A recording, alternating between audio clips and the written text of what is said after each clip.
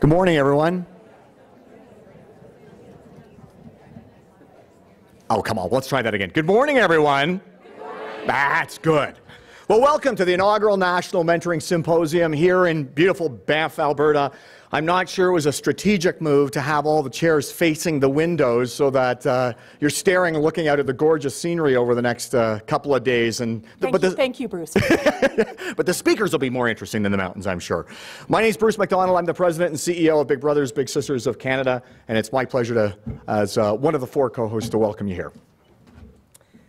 And my name is Marnie Pierce. I'm with Alberta Education and also one of the co-hosts. And we'd like to thank all of you who have traveled from near and far as well to join us, particularly because of the roads. We know that some of you had some difficulty in getting here, and we're really grateful for you to make this time to be here, and we're honored very much by your presence. Before we formally begin, however, we would like to welcome Elder Dyla Houle to begin our symposium with a blessing. Born and raised on the Piikani Indian Reserve in southern Alberta, Elder Dyla is the mother of 6 boys and numerous grandchildren and great-grandchildren. As a young Native woman, she left the reserve and moved to Washington State, where she raised her sons as a single parent. Upon returning to the Piikani Nation in the 1970s, she has been a student of both Western education and traditional Native culture and spirituality.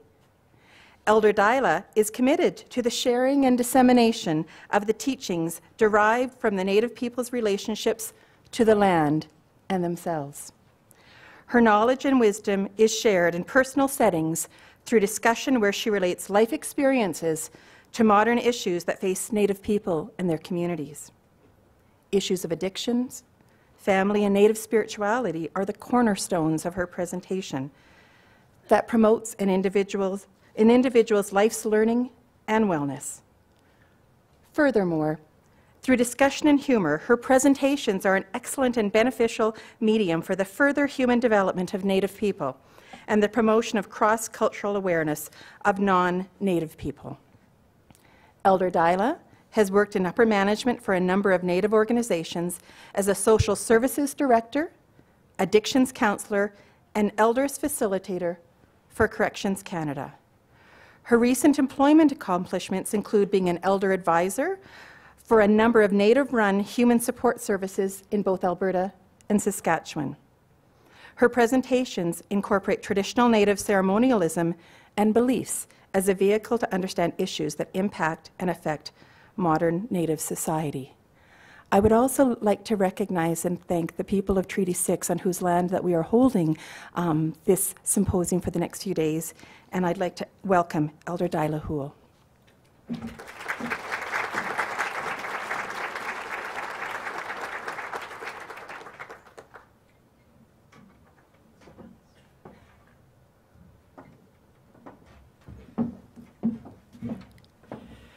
Good morning. I'd like to greet each one of you and welcome you here to the land of the Blackfeet. This territory was our people, especially my tribe, the Piikani. We lived along the mountains from the Yellowstone to Rocky Mountain House. That was our area, and our job was to take care of the boundaries. And our people were really they were really committed to taking care of their boundaries back in the day.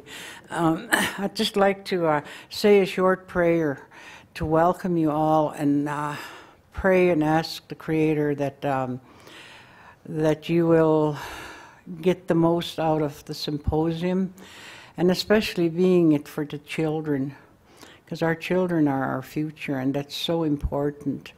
And we must do what we have to do in our time to pass it on to our children. And that was one of the things that our people, my grandfather used to, when he ended his prayers, he always said, for those yet to come, those that are coming into this life and those yet to come. So he always remembered those things, and the whole earth, survival of the earth and all beings upon the earth. So we'll say a short prayer to start the day. Ayo istapatapi, ayo napi natuusi, ayo kukumikis, ayo ipasuaks, I call to you, grandfathers and grandmothers in the spirit world, to hear my voice this day as I come before you in this time and place. I'm grateful to be here in the beautiful mountains, to strengthen the power of these mountains looking down upon us. I call to you, grandfathers and grandmothers, as you walked upon this earth, that you will come hear my prayers and that you will bless everyone that is here and the work that they are to do and the things that they are to share, that through their work the children will be blessed and helped, and the young people. I call to you, grandfathers from the east, where all new things come with the rising of the sun.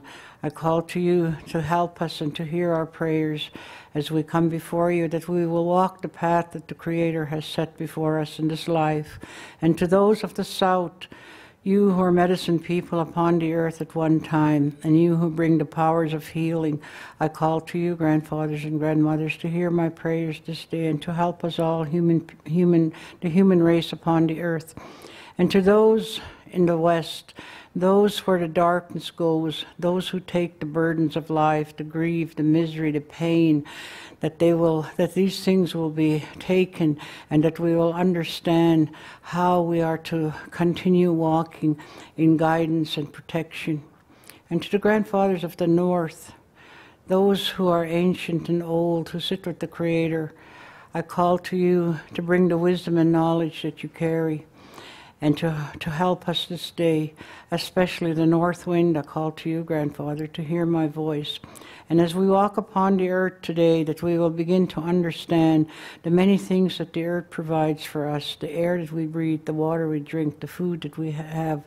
I call to you, grandfathers and grandmothers, to help us so that we will not be part of the destruction of the earth, but that we will be in a healing realm. And I also call to you at this time to bless those of our relatives who went on to the spirit world before us, especially those who are stuck between the worlds, that they will see the light and that they will continue their journey. I call to you, grandfathers and grandmothers, to help those that are yet to come, that they also will be blessed and have the things that they need to survive in life, and that the sicknesses and the negative things will not overcome them as they enter into this life. All my relations. No, I don't know if I prayed over 5 minutes. I didn't look at my watch. However, I hope you have a real good stay and that you enjoy everything. It's so beautiful. This morning when we had breakfast, you're looking out the window and looking at the mountain tops, and it's just a real beautiful place, and you get a real good energy here. Every time I leave here, I feel real rejuvenated, and I'm really grateful and thankful that I'm able to come here ever so often. So I thank the Center for bringing me in. Okay, I think it's 5 minutes.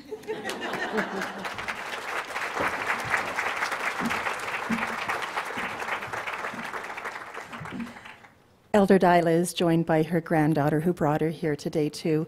And thank you so much for those words, and particularly in the landscape that we view out, and to be washed over with the words that the elder began our journey with us today. And I love how she started off by talking about the young people, and we are joined by 25 young people around the province. Can they give a wave to where they are? And I think that's so wonderful to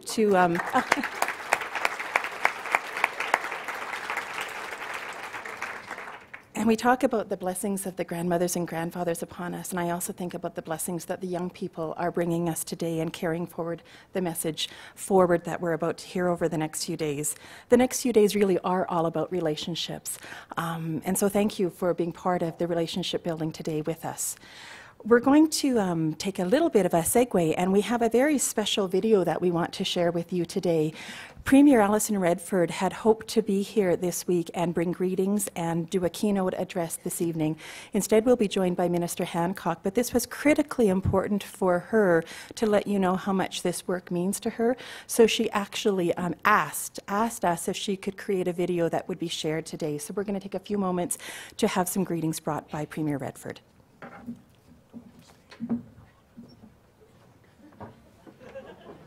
Hello, everyone.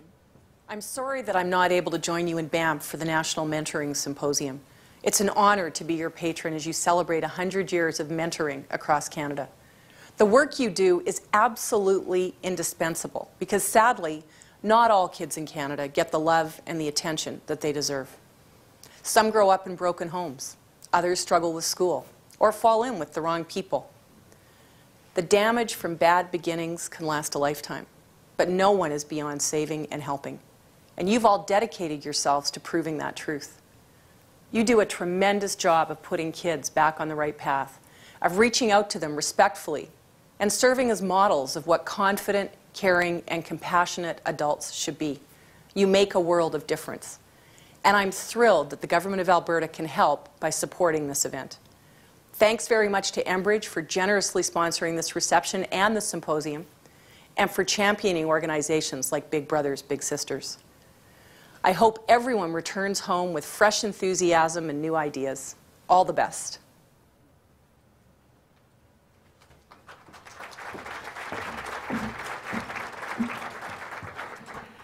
Premier Redford mentioned Enbridge as one of the sponsors of this event. We actually have a number of sponsors who have helped pull this together, and we would like to take a moment to recognize all of them, because as you can well imagine, an undertaking of this size in Banff, when nobody really lives in Banff other than the people who host the Banff Centre, is somewhat difficult. So we would like to acknowledge Enbridge, the Government of Alberta, Synovus Energy, the Alberta Centre for Child, Family and Community Research, the Alberta Mentoring Partnership, Family and Community Support Services Association of Alberta, the Canadian Women's Foundation, and ConocoPhillips. So all of those have donated funds or time in lieu in order to be able to support you all attending here today. And of course your organizations as well. So thank you very much for making the trek here to be with us. This event has actually been over a year in the making. And it started sort of with an idea, I guess, with BIGS Canada celebrating its 100th anniversary and the recognition of how mentoring was growing not only across Alberta but across the country. And how do we bring leaders in mentoring, the mentoring movement, together to start to think about what would the next 100 years of mentoring look like.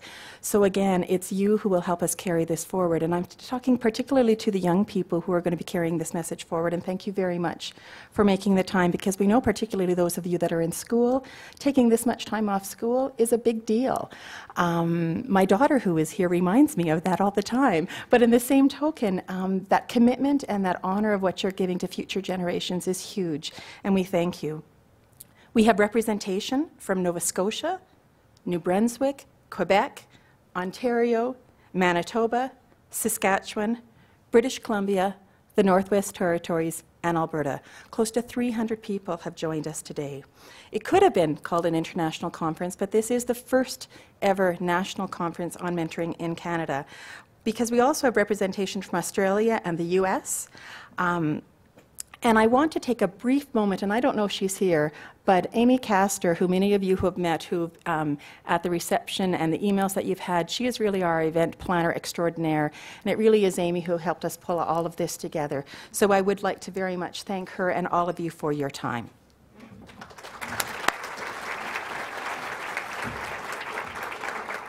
So as Marnie mentioned, this has been over a... There's Amy back there. You can hear that. You can hear that, anyway. Exactly.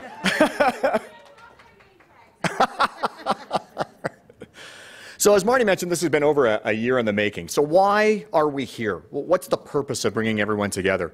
Well, there's a number of things. First and foremost, to learn. I mean, we've got some of the world's leading researchers on mentoring here. So we'll be able to hear from them on some of the latest findings in research, and also to have conversations with them about the kind of research we need to have going forward. It's an opportunity to showcase mentoring programs and programs that incorporate the concept of mentoring into them. It's to explore the applications of mentoring with new and different populations. As we see this mentoring movement grow with so many different organizations, it's being applied to different groups of, in this case, really children and youth in so many different ways. To have a youth voice, and it's already been mentioned, we've got young people here who are going to be in and out with the main group doing their own thing, but as well taking part in some of the keynote sessions. And as well to provide an informal way for you to network with peers and colleagues. I affectionately call them the 2 a.m. seminars. After the formal part's done and you get a chance to kick back and say, boy, that was a really interesting idea. I'd love to go and swap a business card and be able to contact this person down the road and make a connection because there's something we have in common or there's something that was really interesting that we might be able to import and bring to our community. And I think the last reason is also to share stories. I mean, we know in the work that we do how powerful the concept of mentoring can be for children and young people. And through these next couple of days, you're going to hear some of those stories. And I encourage you to share some of those from your own organizations with your colleagues and peers. And there's nothing more inspiring to go back to your own organizations fired up and ready to do better and do more for young people in this country and around the world. Nothing gets you going more than those stories of how these kinds of programs have transformed lives. So what do we hope to walk away with from this event? Well, we hope that there's an increased awareness of how mentoring programs can do better for young people, how it can support high school completion and promote healthy, civically engaged citizens.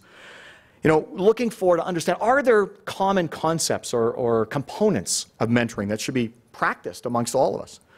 Looking at each of you, taking away some new ideas, new knowledge to be able to go back and apply in your own communities.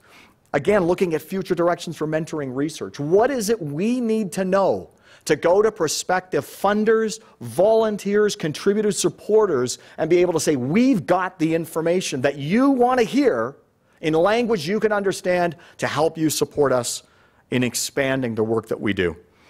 And creation, ideally, potentially, of a voice, a common voice for mentoring in this country. Not organizations, but a cause that unified can speak with government, provincially and federally, can speak with corporations, where we break down silos between organizations and say, boy, there could be way more integration or a sharing of ideas and knowledge, and coming out of that collectively be able to speak with a common language and a common voice to key decision makers in this country. I represent the Government of Alberta through Alberta Education, and as a co-chair of the Alberta Mentoring Partnership, one of the things that I think that is really critical, it's the first initiative that I've ever been involved in that actually had community at the table with government in decision making. So we often talk about funding as critical to be able to make change, but it's the relationship, as you know, between young people and adult, or young people and young people, is really what is critical. So it's the relationship between government and community that has really actually made this work.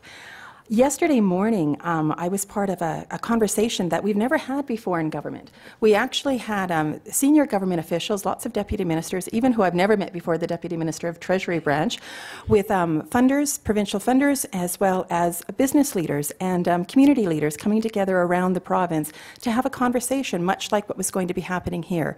James Tucker, one of the keynotes who is going to be speaking about the social return on investment, spoke about that, and it was quite interesting, the questions that emanated from around the room, and talking about social change, the importance to have social policy on the table in the conversation and demonstrate a difference that this makes. I'll have you know that there was so much engagement and so much interest from all of the partners around the table. So government truly, as you could see by the Premier, as you'll see by the Minister who's going to be here this afternoon, is very much behind all of this work. So much so that on your name tag, you have a very coveted pin. These are very hard to come by, the Children First pin. In May of this year, the Alberta government increased its support and protection for children in Alberta. Alberta's Children's First Act supports the health, safety, education, security, and well-being of children by enhancing legislation and policies that affect children and youth. When you see this afternoon Minister Hancock who comes, if you've ever met him or seen him, you know that this pin is never far from him. He wears it on everything, and it would give him such great honor and pride to see all of you wearing this as well, because it's the message that he lives by and he asks all of us to live by, and we certainly believe that is the intent of the symposium today. So, of course, no opening remarks at a convention would be complete without housekeeping items. So, here comes a long and lengthy list, so get your pens out because there's lots of good information you need to know. So first and foremost, you can access all of this information online. You can see up on the screen that they found a stat that said that 80% of the world's populations use mobile phones, so we decided to take a chance and move the symposium messaging all into the virtual handheld world. And that's good for iPhone, Android, and for us BlackBerry users. We can still access this as well. So, so your online program does more than just tell you who's speaking and where. You can evaluate sessions on it. You can network with it. You can tweet and Facebook post from it. You can take notes about people with it, polite notes. You can figure out where you're going with it, which is great, and get updates from the organizers should anything need to change. So to make things easy to download that, just go to www.nmsevent, National Mentoring Symposium, nmsevent.ca, and you'll find a link to the program download in the top right corner of the symposium's website. Okay? So if you have any questions, if for some reason it's not working for you, but I doubt that'll be the case, just head out to the registration desk and they can help you out. Oh, and an evaluation reminder. After each keynote presentation and concurrent session you attend, please go to the app and under that specific session, complete the session feedback questions. We're hoping that this is not just the first National Mentoring Symposium, but one of many, and we'll be using the feedback from this to plan future ones. So as I mentioned, you can tweet from the app. I know all 13 of my followers are fired up today as I was tweeting about this event this morning, so hopefully those of you that have larger followings than someone like myself will take to the airwaves and let Canada and your colleagues around the world know that this is taking place, and let's generate some excitement about it. I think that was a plea for help. Bruce McDonald. Find him on Twitter and please follow him or we won't hear the end of it. So breakout sessions. If you are one of the many who pre-registered, you'll find them on the reverse of your name tag. I need to let you know there are 2 sessions that are full because I know some people were unable to register in advance. The 2 ones that are full and can't take anymore are the Building Resilience Across Cultures and Contexts with Dr. Michael Unger today from 11 to 12:30, and I won't sing this, 50 Ways to Leave Your Mentor, with Michael Karcher this afternoon from 3 to 4:30. So if you didn't register for those, we ask you to find some of the other sessions to go at that time. Category A credits. We know that there are some people who might be interested in using this event to network and seek knowledge or receive a certificate of attendance that you'll use back home to get your professional training certification. So everyone will be getting a certificate afterwards of attendance, and there are Category A summary forms on the registration table at the back end if you do need those. And the Cracker Barrel. There's the Cracker Barrel this afternoon.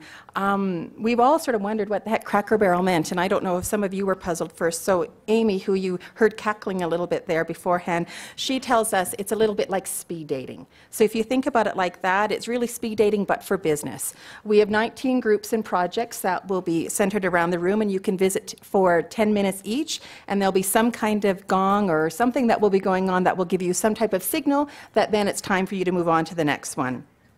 So the Cracker Barrel here is between 3 and 4:30.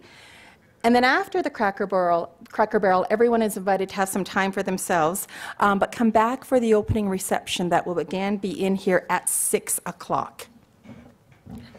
It shows you what I know. When I first heard the term Crackle Barrel, I thought it was all about cheese and had to get a bit of an education on it. In terms of the opening reception, it'll take place here in the Kinnear Centre on the 3rd floor from 6 to 7:15. We know that you'll be anxious to mix, mingle, and dine on some savory dishes, but we request that you refrain from piling in early. If you can get here right at 6, that would be great. We can make sure everything's perfect and organized and ready to go for you. Complimentary drink tickets. When you picked up your name tag, you may have noticed something inside. You got 1 free drink coupon for tonight's opening reception. Don't lose the ticket. There are no replacements, and it'll cover the cost of 1 drink at the bar that you might want. So on behalf of the symposium, enjoy on our behalf. Health breaks, etc. There'll be obviously coffee, tea, snack, food. There's going to be continuous refreshment breaks outside the rooms on each of the floors that the classrooms will be in here at the Kinnear Centre over the next 3 days. So if you're on the 3rd floor, you'll find a continuous refreshment break station up there that you can access, and the same is true for both the 2nd and the main floors. So with that, back over to you. So this is the exciting part. This is where the magic starts to happen. So I am delighted to be able to introduce our first keynote speaker of the session.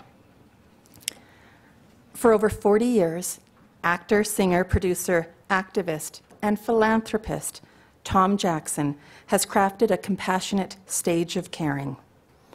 Born to an English father and Cree mother, he carries the legacy of his parents' search for social acceptance and their selfless manner of keeping their door open for anyone who might need a meal or a conversation or a friend. Penned the master of disaster or a minstrel with a message, it is music, his first love, that draws him to create change with the touch of a song, a poem, a musical, or a concert tour. For a younger generation of TV viewers, Tom is recognizable from his portrayal of Billy Two Feathers in Shining Time's role in Star Trek: The Next Generation. Yet it's his 6 years of playing Chief Peter Kennedy in CBC's North of 60 that still draws comments, letters, emails, and many hugs from longtime fans. I became a fan of Tom's about 20-odd years ago. I grew up in Winnipeg, and if any of you know Tom, you know about the Huron Carol. I've seen the Huron Carol over 10 times, and I have to admit I have his autograph 6 times. My daughter's here today, and she doesn't know it, but she's going to help me go get his 7th autograph, because I figure I'm getting a little too old for that. I have a nephew. My relationship with Tom, even though we only first met this morning, actually goes a long way, and he doesn't realize how profound it is for me. I have a nephew, an Anishinaabe nephew, who grew up in a First Nation reserve in Winnipeg. And when I took him for the first time to see one of Tom's concerts, it really profoundly changed his life. He took up the guitar, and he started singing for his supper as well too, and creating money, collecting money that would go to the local food bank is there too. So I know there's many stories like that around the country where Tom has touched. Mentoring can come in so many shapes and forms. Sometimes you don't even know when you've been a mentor to somebody else, and I know Tom has certainly been a mentor to myself and to my nephew. The Huron Carol is actually going to be, it's doing its, I think its 17th year, and we'll be traveling. We'll be in Calgary on December 17th and in Edmonton on December 7th, so I know I will be there, and I hope some of you will be as well.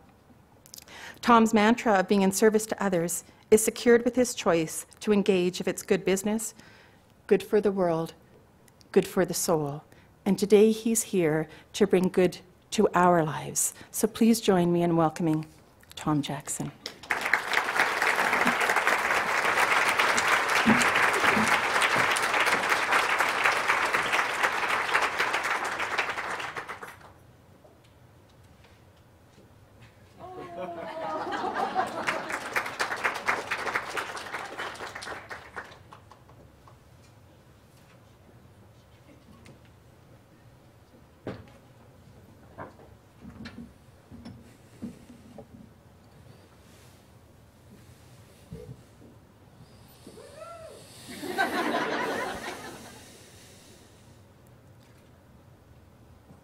There's nothing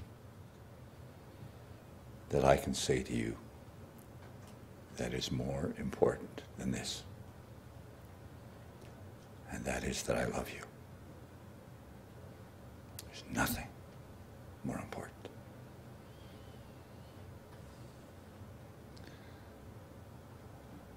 I look at you and I wonder what kind of future we're going to have. When I see your eyes, it doesn't worry me.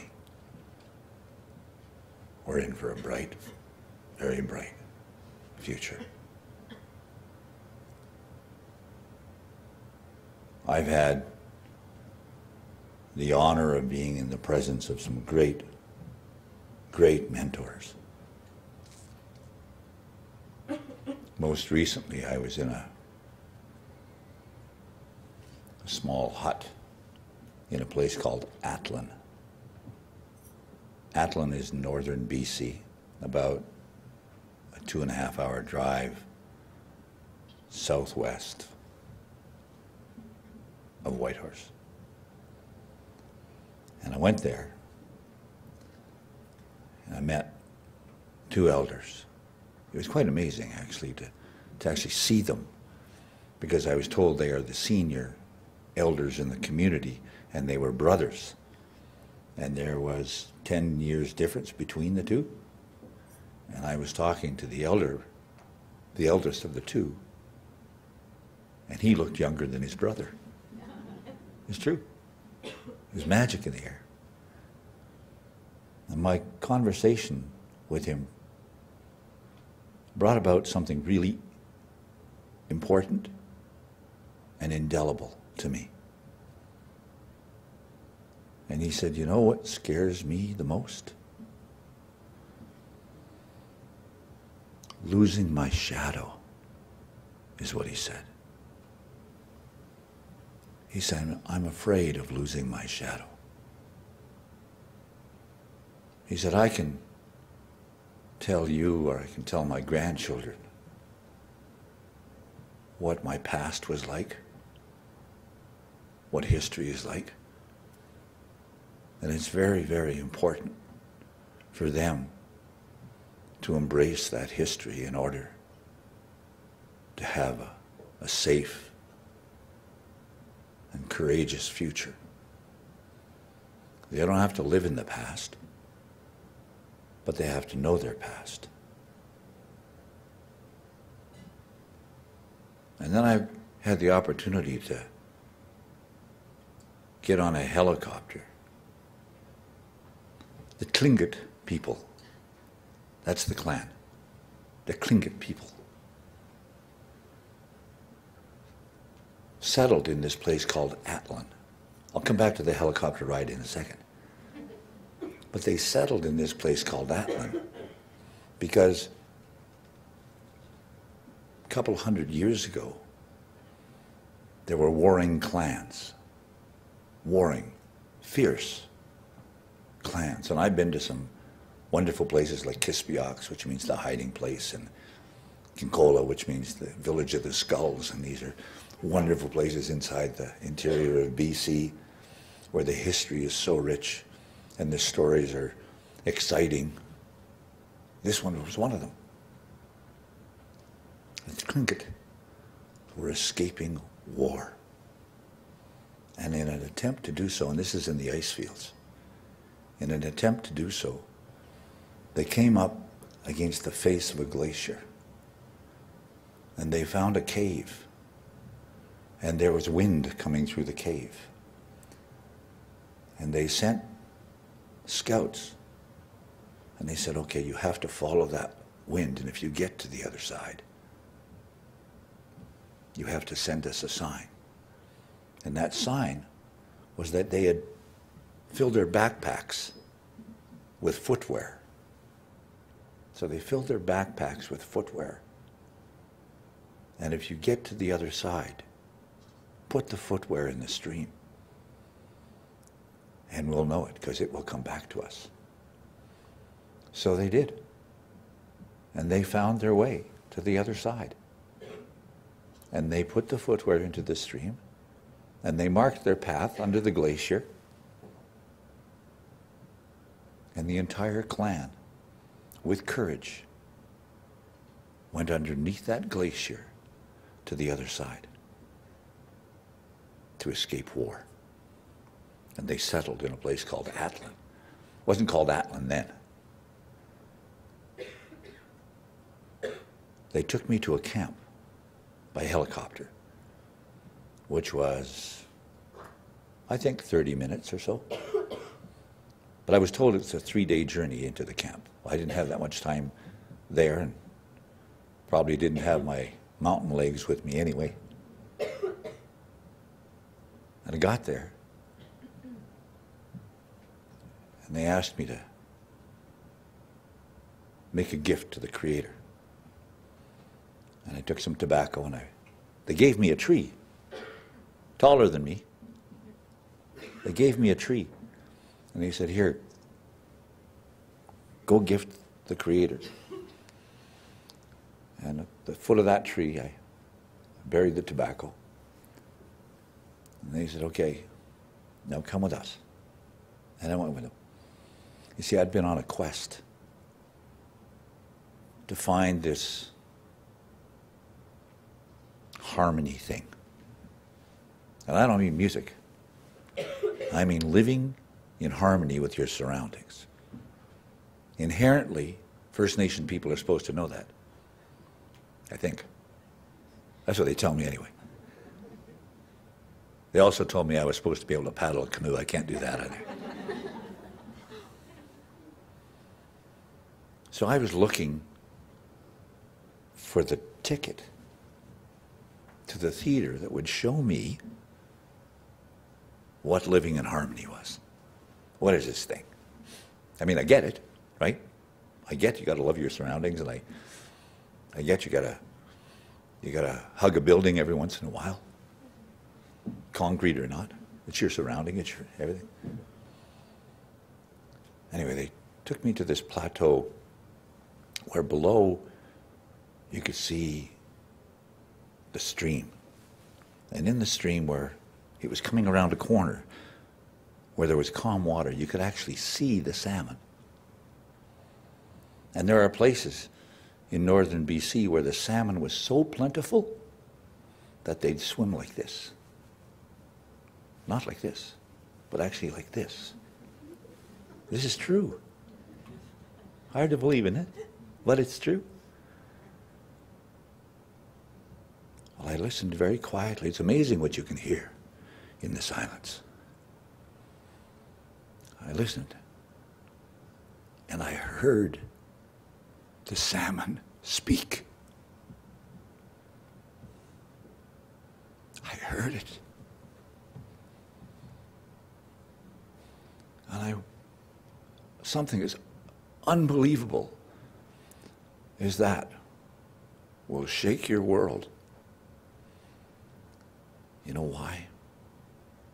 Because it made a human connection for me. It connected to my heart, and it made me believe and understand that that was my brother, or that was my sister, and that if I don't protect them, then I'm going to lose my family. We have to put some weight on the value of that relationship. Why? Because we have to protect our future.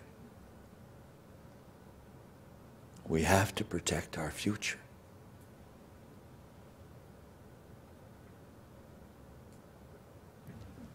The elder, as long as I'm around, will never lose his shadow. Education is not always about text and test. It isn't.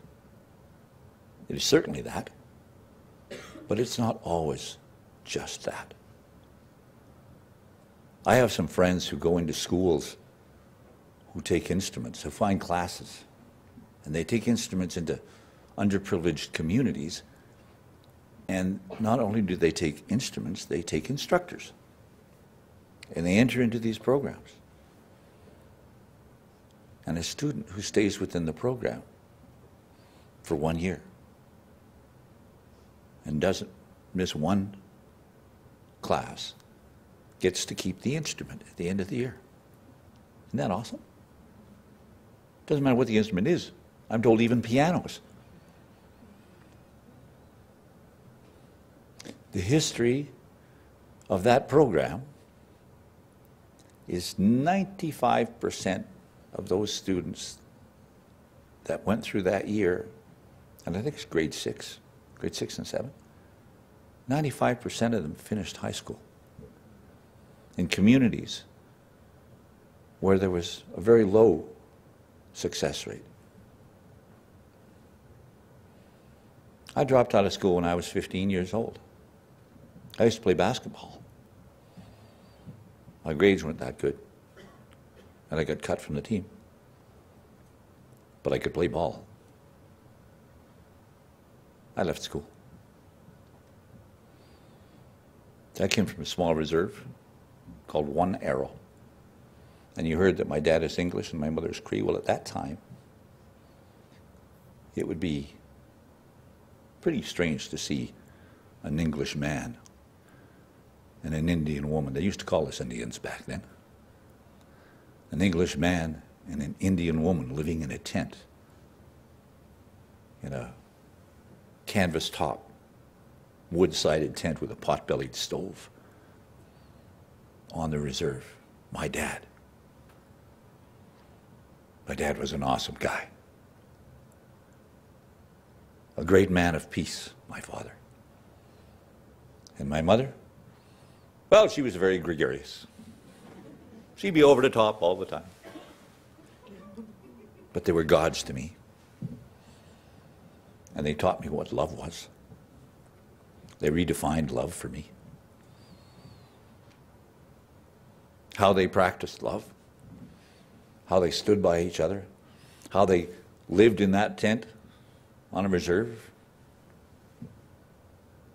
It's pretty awesome. Anyway, we left there.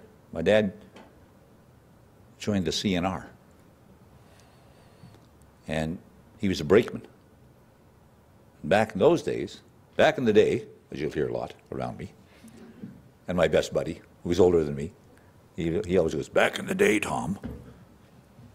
Well, back in that day, it was a time of coal trains. Fuel was coal. And my dad was a brakeman. What do you think a brakeman does? I'll get that. Go ahead, answer it. And if you say hello, and then we'll all yell, "We love you." Rats, I missed that chance. So what do you think a brakeman does? Makes the train stop, slow down. And what happens when there are coal trains full of coal over the top and the train slows down? Coal falls off. So me and my sister used to go along the track and pick up the coal, and that'd be our fuel. Because we moved from the reserve to Saskatoon. My dad, he was a tank man during the Second World War for the Army, and then he went. Well, let me just tell you this: he wasn't in the construction business, and we were going to build a house. Well, we dug the hole, but it was a little late in the winter. Came along, and we thought, well, what are we going to do now? So my dad got some canvas, and he put a canvas over top of the hole, and he got the pot-bellied stove, and we stuck it in the hole, and that's where we lived for the winter. But never shy, never cold, never shy of love. Had lots of coal. And then my dad joined the Air Force. He liked the Air Force. And we left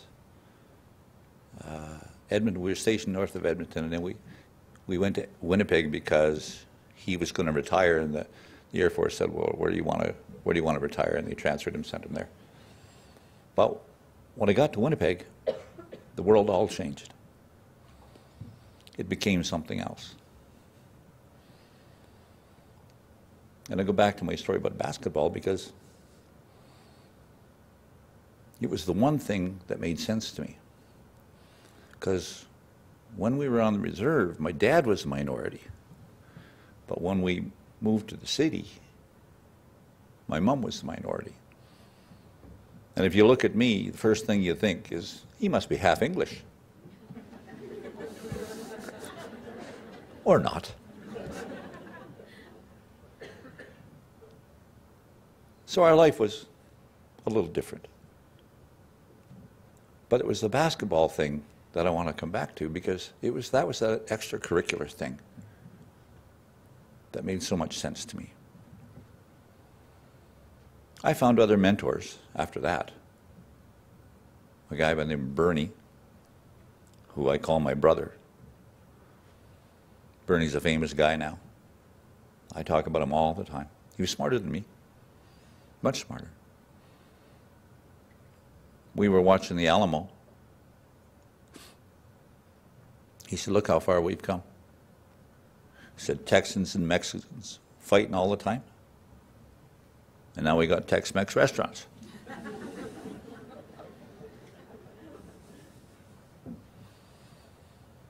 He taught me how to play pool. Pool was a good thing. I got involved in a lot of things over the years. And I know I talked about those stories of the hole in the ground and that kind of thing. When I was 38 years old, I was addicted to cocaine. And I lived in a hole in the ground, again. I lived underneath the house of the guy that was selling me drugs. It's a true story. It took me a while to dig that hole. Believe me, I was the guy that dug the hole. There was nobody else responsible for that. But I found as I moved along in life that whether I liked it or not, I was a leader. And to this day, whether I like it or not, and I do, I'm a leader. People watch me. People follow me. Well, people followed me into that hole.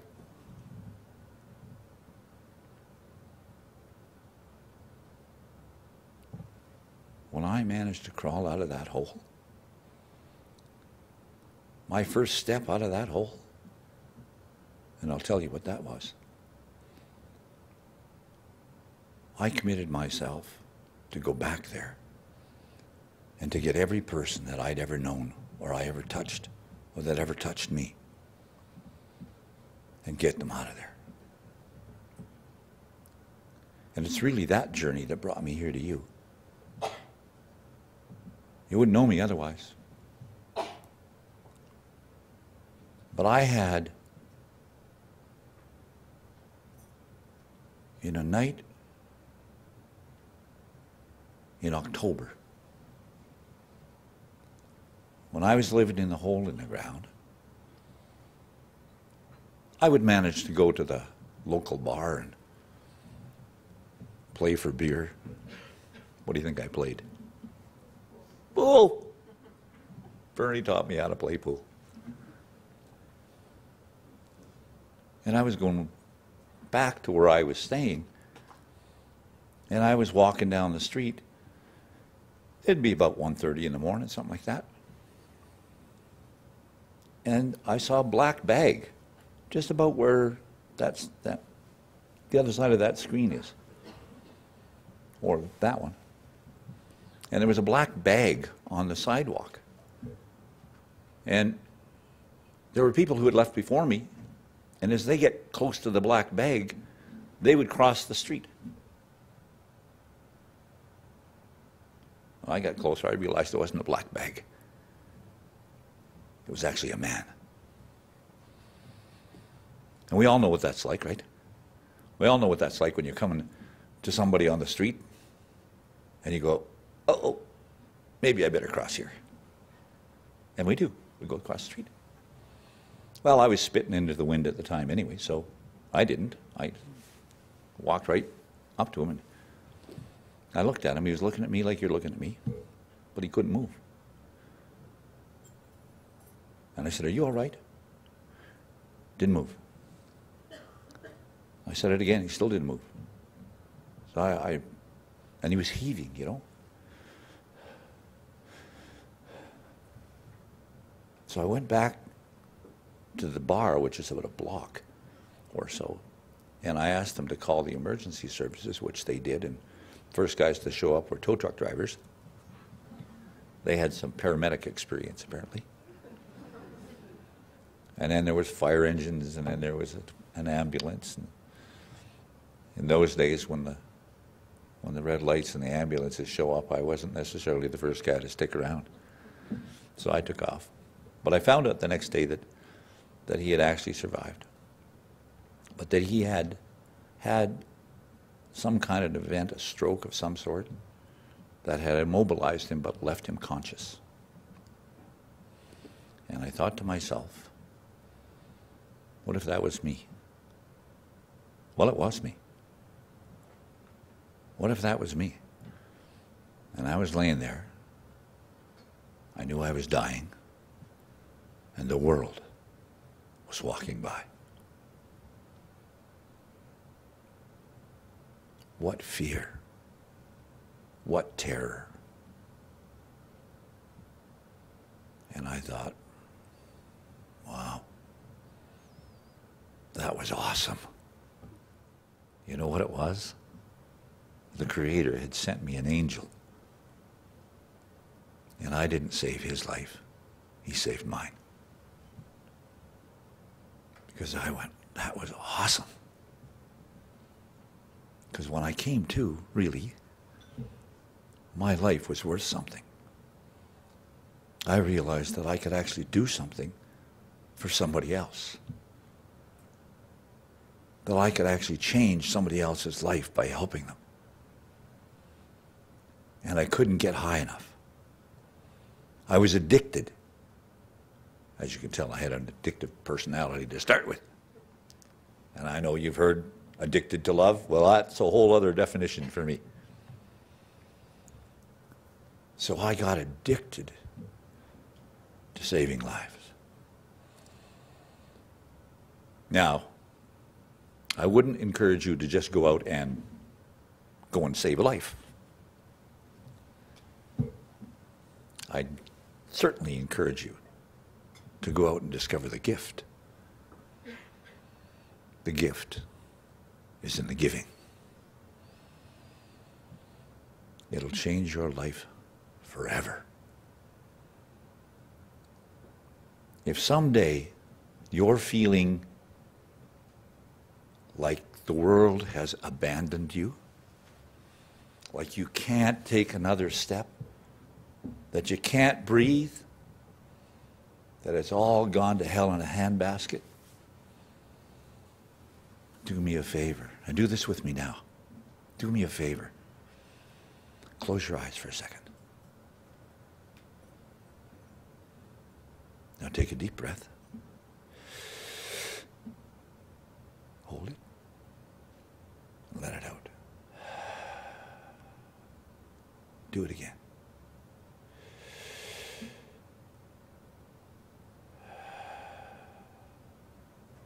Now open your eyes. Grab the hand of the person sitting next to you. And just squeeze it a little. Okay, let it go. Now, don't you feel just a little bit different? Don't you feel just a little bit different? Doesn't it make you smile? So when you feel, that's what, you know why? Because you just took control of your life. You just took that moment and you took control of your life, regardless of whatever else is going on in the world around you, anywhere. You just took control. So if you find yourself at some point close to that edge, do it. Just stand there, close your eyes, take a couple of deep breaths, and then as soon as you open your eyes, go and find somebody to do something for. Go and do something for somebody, consciously. Consciously decide to go and do something for somebody. It's that experience that will change your life forever, because you will understand that gift. The gift is in the giving. From the time that I got out of that hole in the ground, okay, I was not quite out, but working at it, I realized that I needed partners. You can't, we all want better health care, we all want better education, we all want better roads, we want to change the world.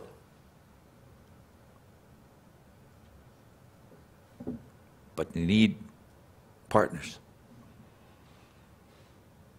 You need money too. You can't do it without money.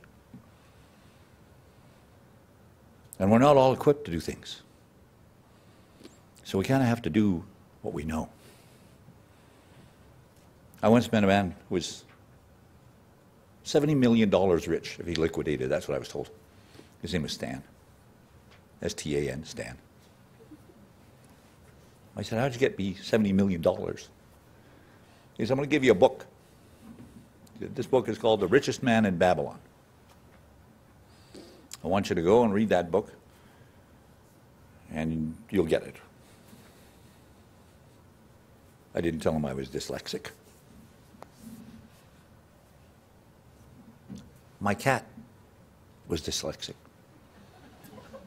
Everybody on my block was dyslexic. My cat used to go, whoa-eem, whoa-eem.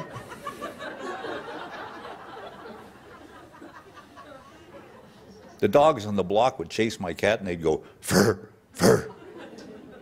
There was a guy on the corner used to sing, he was a busker, he was on the corner, he used to sing, hit the road jack. But he'd go, tit the jode rack, and yonta bum cack mo, nor mo, nor mo, nor mo, nor tit the jode rack. No, come.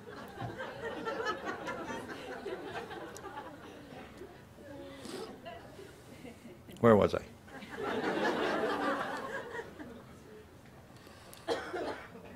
So, I read the first 2 chapters of this book, and what it tells you, that's all I got through.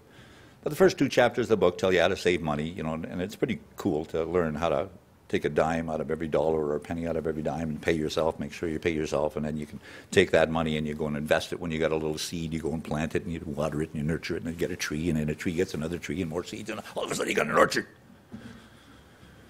That's how you get rich, apparently. So the story of The Richest Man in Babylon is about 2 guys. One of them is the richest man, and the other guy makes chariots. They came from the same background, and all of a sudden the chariot maker decided he better go and talk to the richest man, figure out how he got to what he is.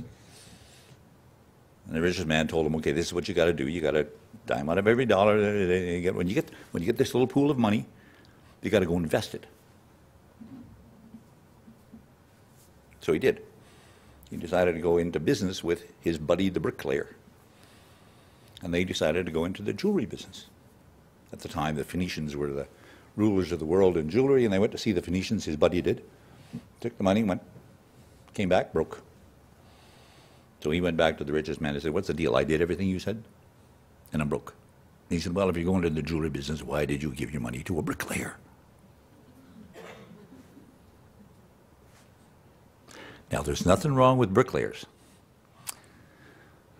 But if they don't know the jewelry business, and the jeweler sees you coming,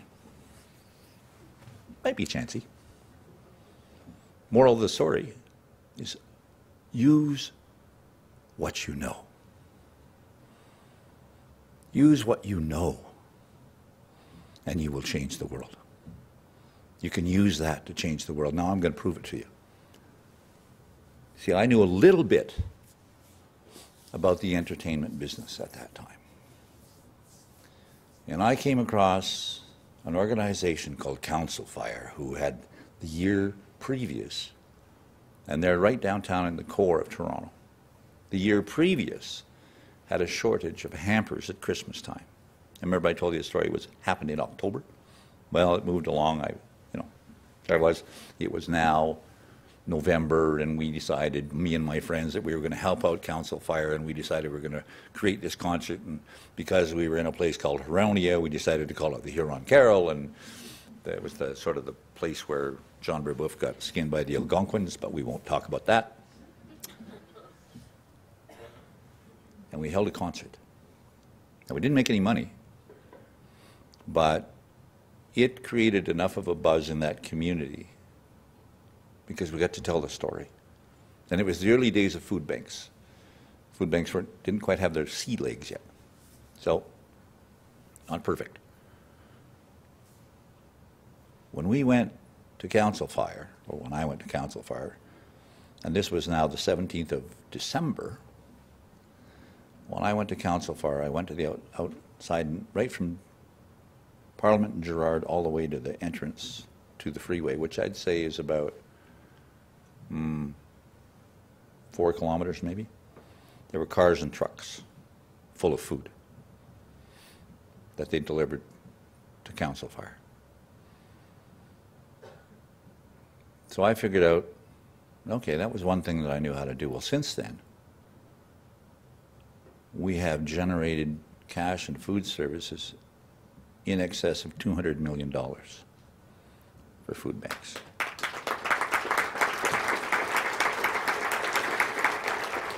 Now that's the good news. The bad news is I still have a job. There's still lots to be done. The need for food banks is greater now than it has been at any time in our history.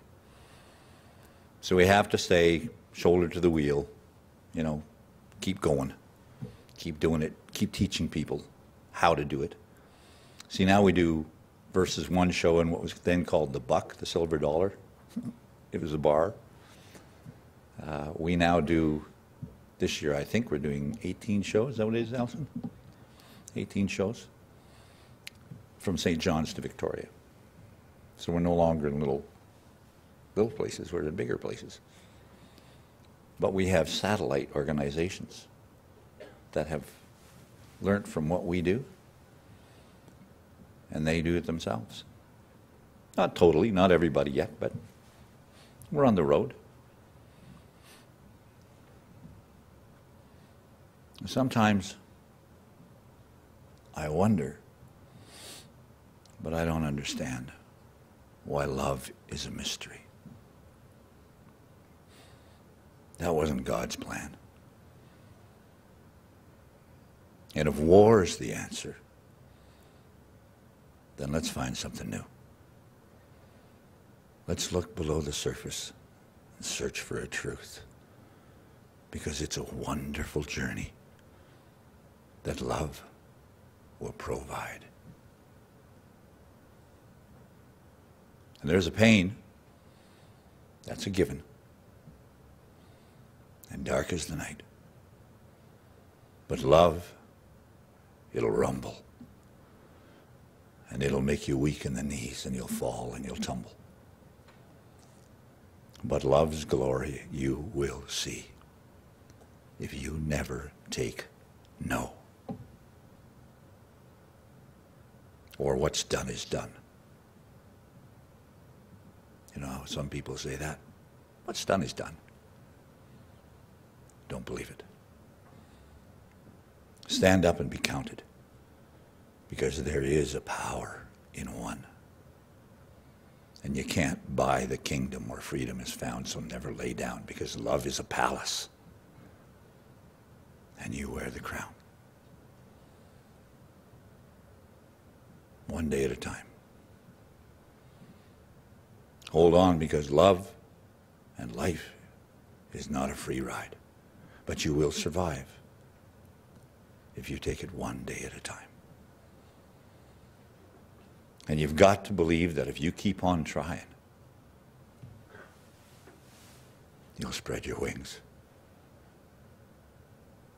There'll be no denying. Even in dark days when the world is crying, if we are strong,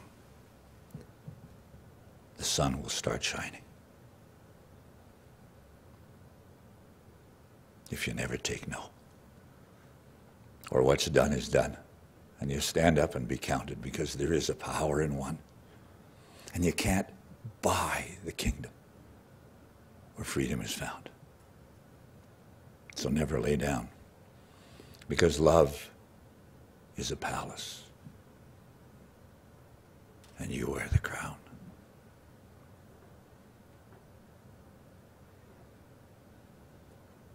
I had a young man who worked with me for many years on North of 60. One day we all went to work and he wasn't there. The community was trying to figure out how to deal with this. And they said, "Tom, can you help us?" I couldn't. I went to talk to somebody and they said, "Well, we may be able to help, but we can't help you." And I decided, okay, well, I have to figure out something here. I have to figure out how to intervene to make sure this never happens again, to be able to do something about it. Shut up, stupid. Stand up. Get something done. Go do something about it. Don't sit there and whine about it. Do something. Don't tell me you have a problem with fire and brimstone and tell me that you want to change the world if you're not willing to change the world yourself.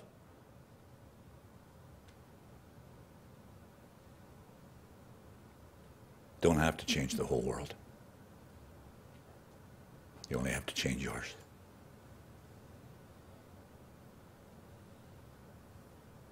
Found out there was conversations to be had using the S word. Communities don't want to talk about the S word. It scares them.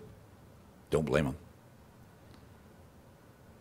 But there's another word that makes a lot more sense to talk about, and that's stress. If we can manage stress, the byproduct is intervention. If you can manage stress in your community, the byproduct is intervention.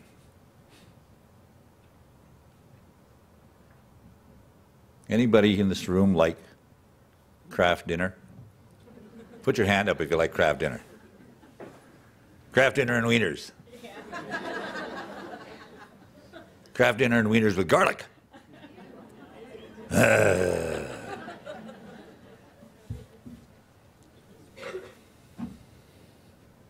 You ever feel stressed out? Put up your hand if you ever feel stressed out. Right? You stressed out most of the time? Stressed out right now? I'm going to ask you a question. I want you to help me here.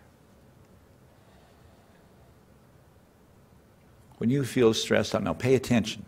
Listen to the answer. So when you give an answer, shout it out, because they may not hear you over there. When you feel stressed out, what kind of things actually cause that stress for you? When you get, what kind of things stress you out?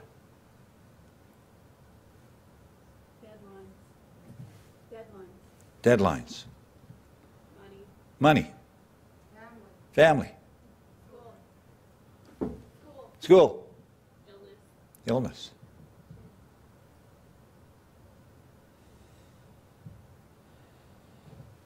I want you to write that question down. And when you go home, I want you to sit around with your friends, and I want you to do this. I want you to ask your friends what kind of things stress them out. I'm going to ask you another question. I want you to write this down. When somebody you love, not the whole world, when somebody you love is stressed out, how can you tell? They're hungry. So you answer those questions. Ask them to yourself and ask them to your friends. When somebody you love is stressed out, what kind of things do you see in them? What are the signs?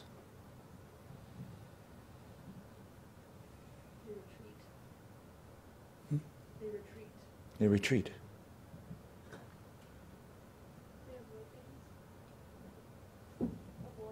They avoid things. They put up walls. Okay, so anybody here have a backpack? Do you have backpacks? Yeah? So let's think about this for a second. If you had a backpack and you kept putting rocks in them and you never took rocks out. Let's say that each one of those rocks was a point of stress. And if you kept putting rocks in your backpack and you never took a rock out, what would happen? You just keep putting them in. You never take them out. You get full. You become immobile. You fall down. That's right. Remember this story.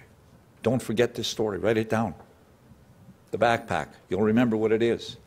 Why? Because someplace along the way you have to take a rock out of that backpack. You don't have to take them all out. But someplace along the way you have to take at least one rock out. And then maybe another.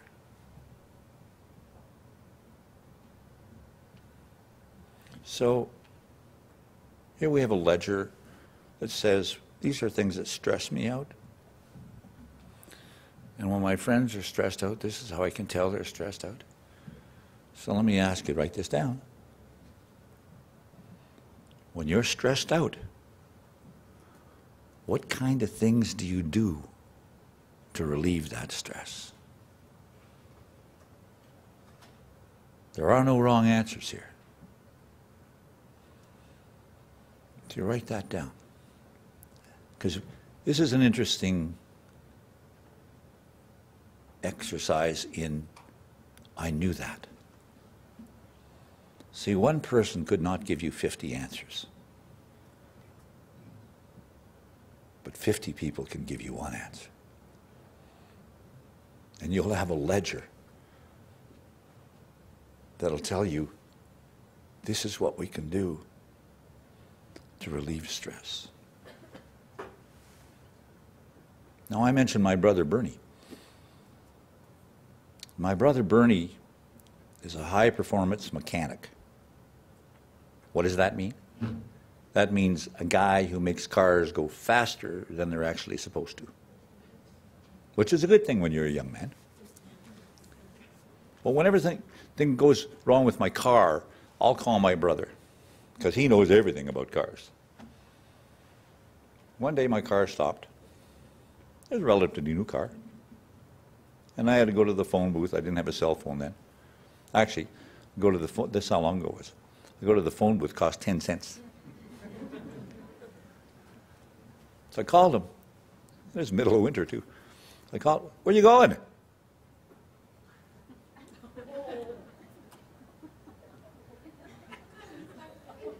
Oh, never mind. That'd be too much info. So I called him and I said, you got to help me. My car's like, stop. He said, well, what's wrong? I said, Bernie, if I knew what was wrong, I wouldn't be calling you. He said, well, were there lights going on that didn't go on before, or there were sounds or smells or something? And I told him, and he told me exactly what was wrong with my car.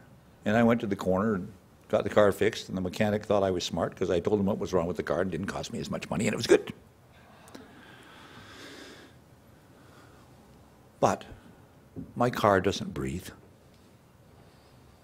My car doesn't have a heart. Mind you, Bernie might argue that point.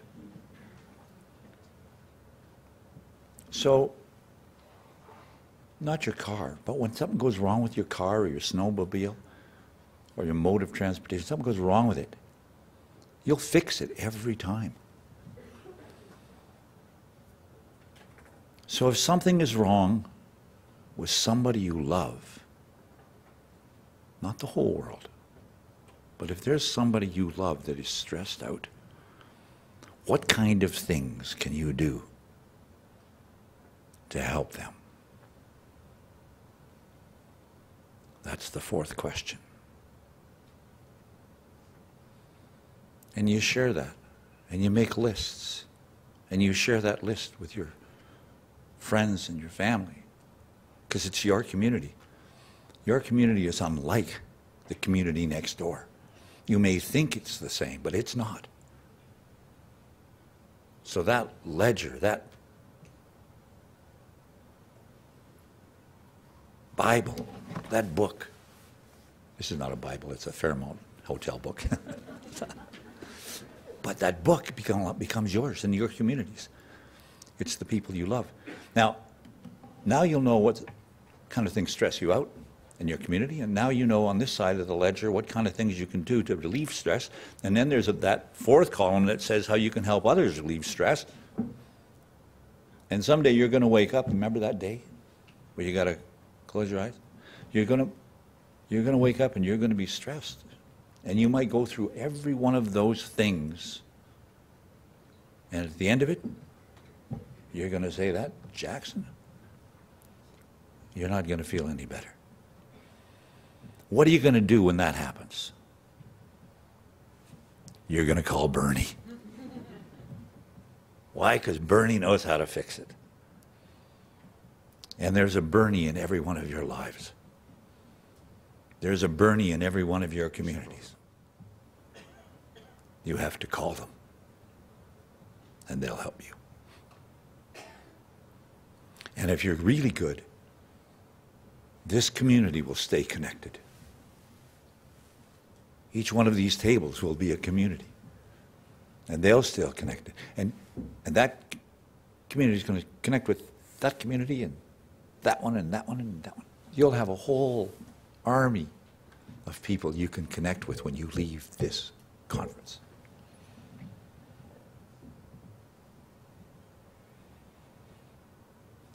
Now, I did bring my guitar.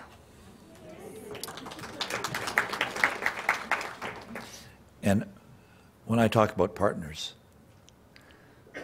Allison, this is Allison. This is my wife, Allison. Or actually, I'm her, you know.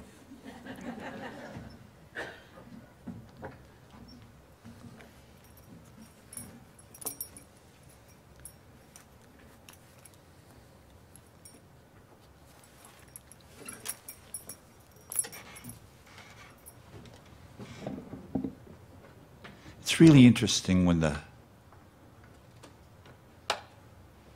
teacher becomes the student. It's really interesting. It's rewarding. When Allison and I met, Allison took me for dinner. I was just crawling out of that hole.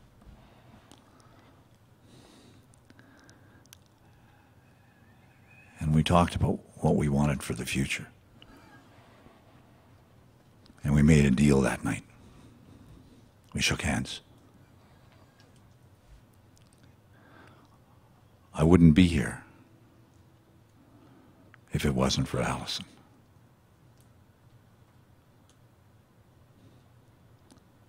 Silence is beautiful, isn't it? You hear that? You never know what you're going to hear in the silence. Never.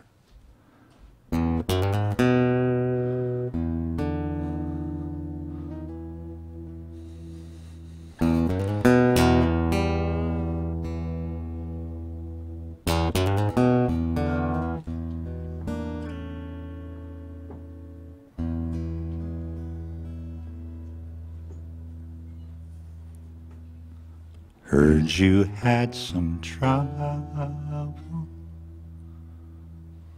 Thought I'd like to help you. 'Cause in my time I've had a little trouble too. And if you let it get you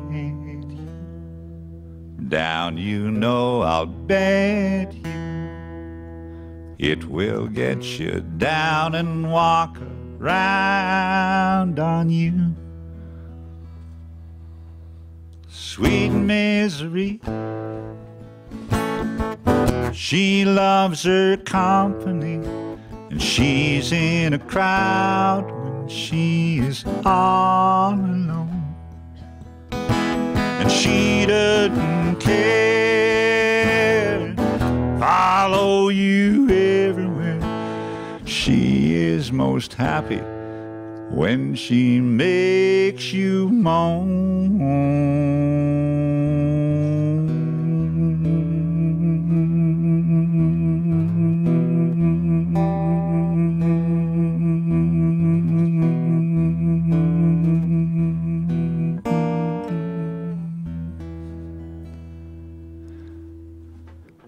My dog had some puppies.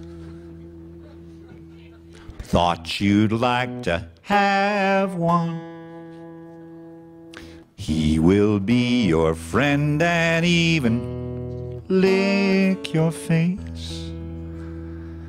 And he won't try to beat you. And he won't try to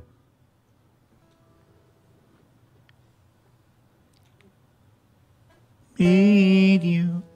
Help you be a winner in the human race. Sweet misery, she don't need your company, and she's in a crowd when she's all alone. And she doesn't care, follow you everywhere. She is most happy when she makes you moan.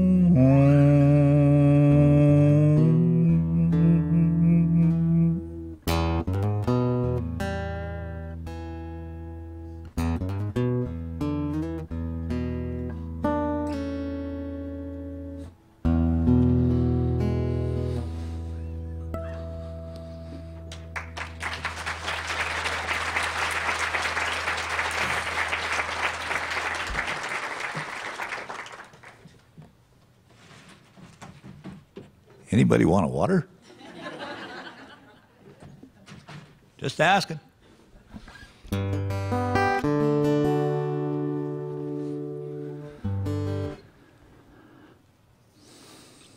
Water. Let's think about it. More important, more expensive than gasoline. It's true.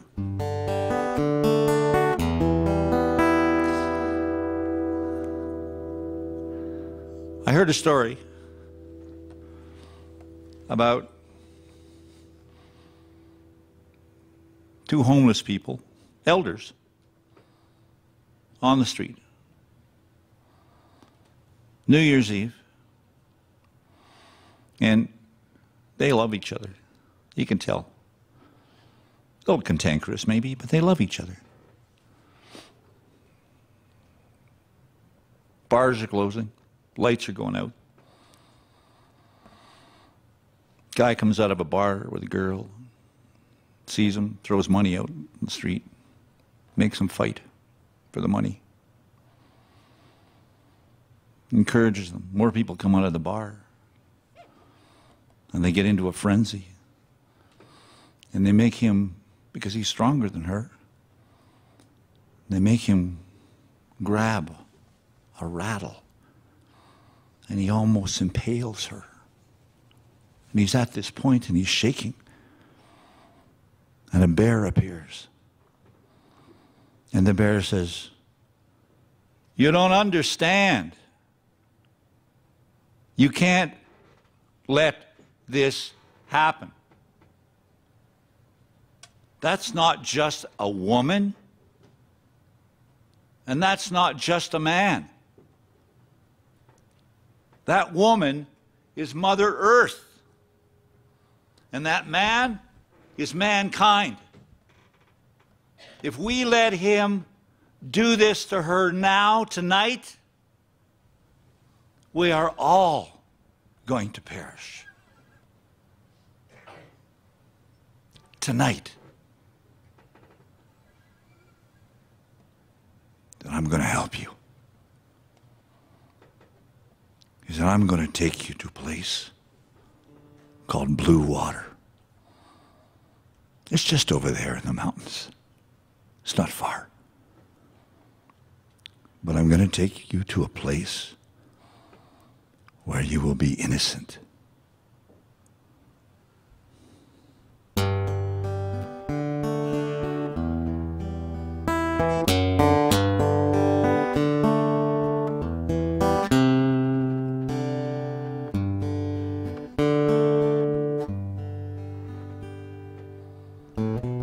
In her eyes we will always be equals.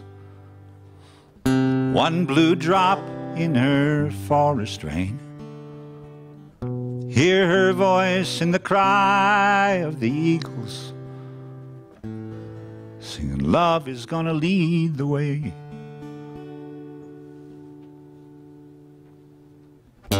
We all need blue water. We all need to lead the way. We all need blue water. We all need to lead the way.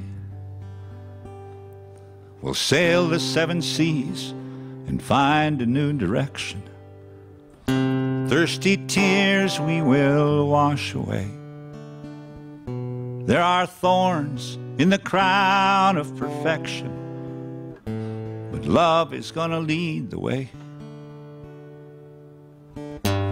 We all need blue water.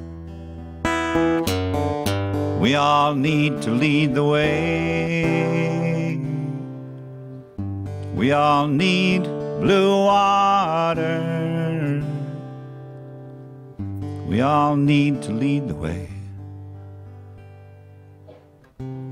There will always be rainbows. There will always be a better day. I believe there is a kingdom in tomorrow, and a child of love will lead the way. The world's future is in our hands.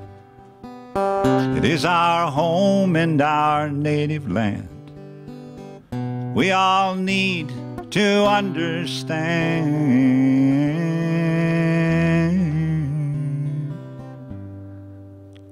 We all need blue water. We all need to lead the way. We all need blue water.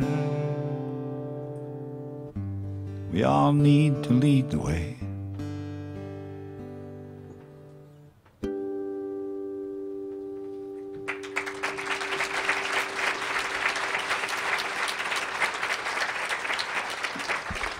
Now, I'll sing a couple more tunes and then we'll take a health break. When I first started writing songs, I didn't quite understand the word plagiarism.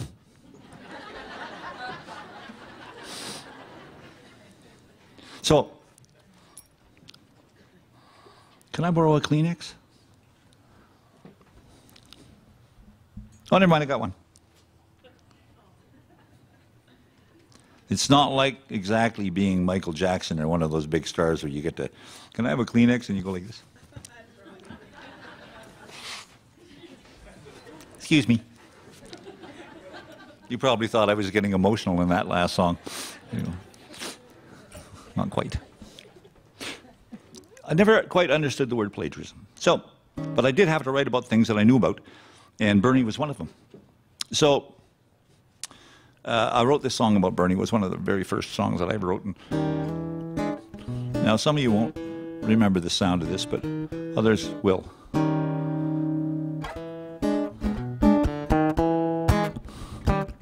Remember that?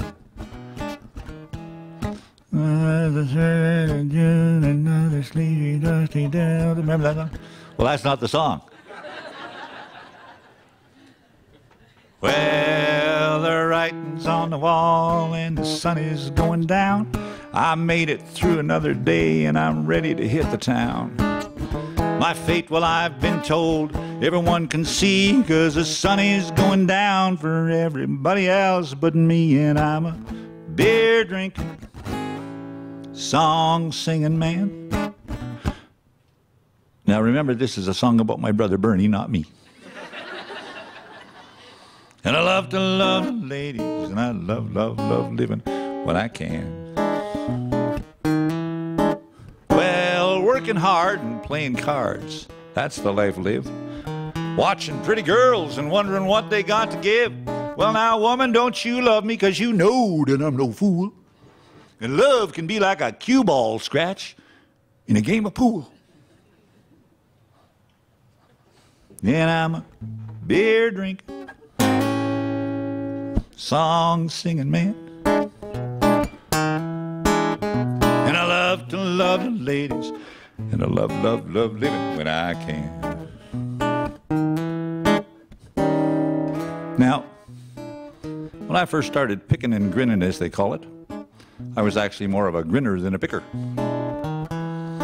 Didn't have a band. So whenever a solo part came around, I'd just start babbling.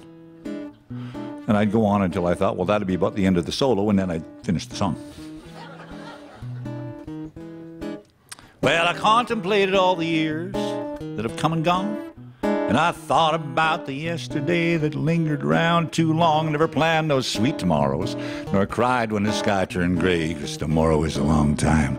Besides, it's another day, and I'm a beer drinking, song singing man. And I love the ladies, and I love, love, love living when I can. Would you say to me, Bernie? I said I love the ladies, and I loves living when I can. That's enough of that. Said I love the ladies, I love, love living when I can.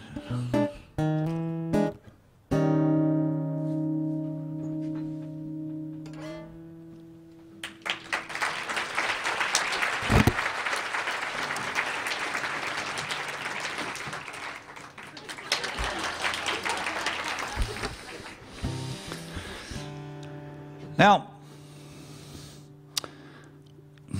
when Bernie and I were young men, I mean, just to kind of stay on the subject, and we used to go cruising when we were young men. And one hot summer night, we were in Winnipeg, and we were going down what they called Saskatchewan Highway, which really just was a dirt road that went east-west, and we know if we kept going there, we were going to hit Saskatchewan. But we went down there, and we come up across this car, and the hood was up. And there were two girls fixed in the car. And Bernie stopped, pulled over, and he said, "What's the matter?" Girl said, "Piston broke." Bernie said, "Well, get in. So are we."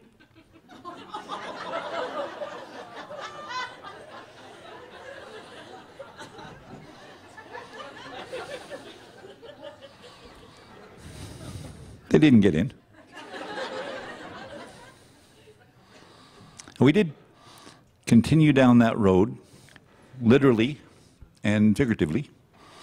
And someplace along the way, Bernie looked in the rear view mirror and said, "Tom, is the moon red?" And I looked back.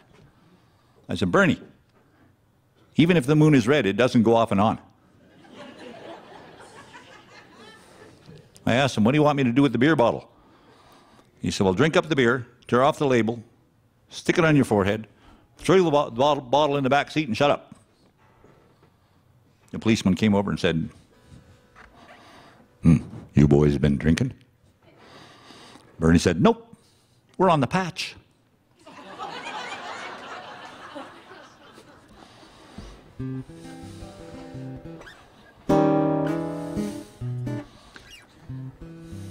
We used to know some girls that were so crazy, they used to howl at the moon. Just checking. See if you know somebody just like this. Your love's got me singing to a different kind of beat. And when I take you dancing, you got two left feet. But it really doesn't matter that you're slightly out of tune. 'Cause I love you just the way you are, howling at the moon.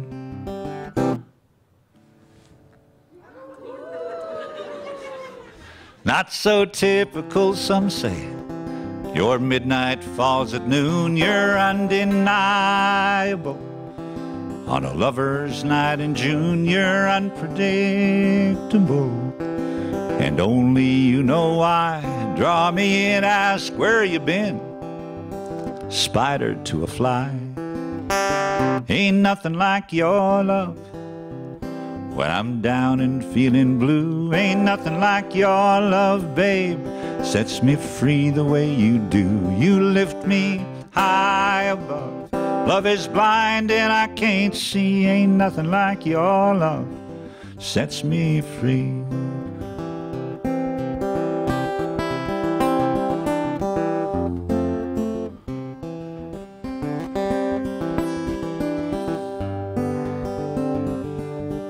Amazing, eh? You can barely see them fingers moving. It's magic. Old Indian trick.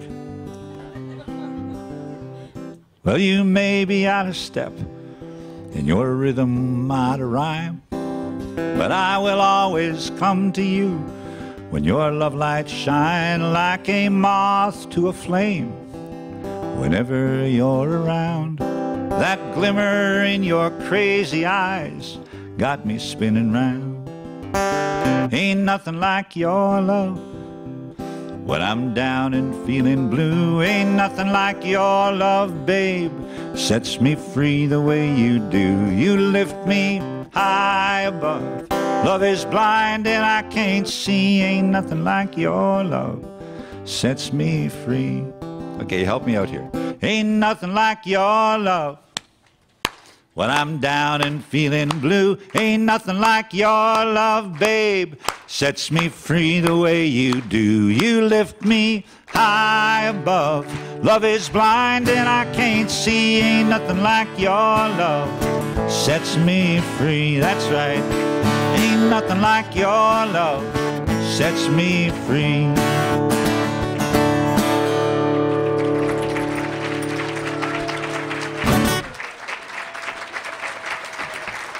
Thank you so much.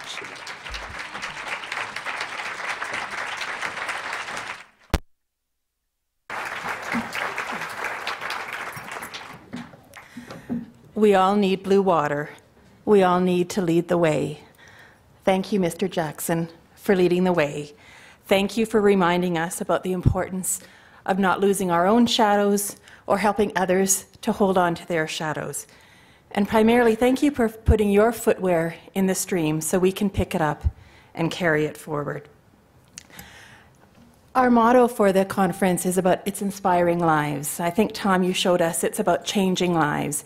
You infused us with love at the beginning, and I think it was such a powerful, that voice just carries us forward. So thank you very much.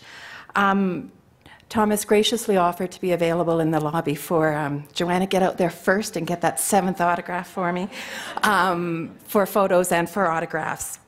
So we do have a 15-minute break, and then there will be the first concurrent sessions starting afterwards as well too.